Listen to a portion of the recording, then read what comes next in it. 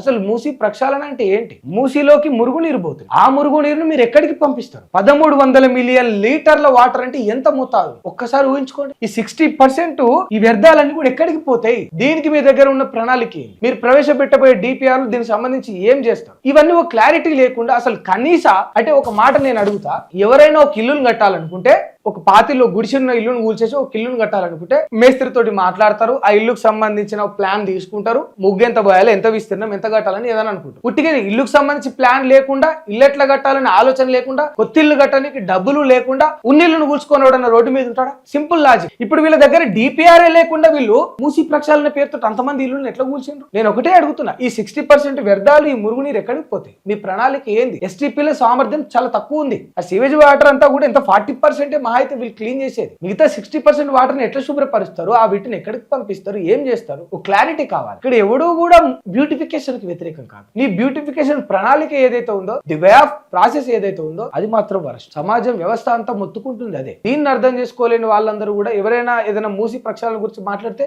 వీళ్ళు మ్యూజిక్ కి వ్యతిరేకం, వీళ్ళు సుందరీకరణకు వ్యతిరేకం అంటారు. సుందరీకరణకు వ్యతిరేకం కాదు, కావాలి సుందరీకరణ. మొత్తుకుంటున్నాం, వరుతున్నాం. ఈ 60% వ్యర్థాలు, మురుగునీరు ఎక్కడికి పంపిస్తుంది? ఎస్టీపీల సామర్థ్యం చాలా తక్కువ ఉంది. చెప్పు నువ్వు మాకు. 1300 మిలియన్ లీటర్ల వాటర్, మురుగునీరు అనేది హైదరాబాద్ లో ఒక రోజులో ఉత్పత్తి అవుతా ఉంది. అవన్నీ ఇప్పుడు మూసీలో కలుస్తా ఉంది. మీరు ఎక్కడికి పంపిస్తారు? మీ ప్రణాళిక కొత్త ఇల్లు ప్లాన్ లేకుండా ఉన్నిల్లు కూల్చుకొని రోడ్డు మీద జనాలను ఎట్లా పాడేస్తా ఉన్నారు?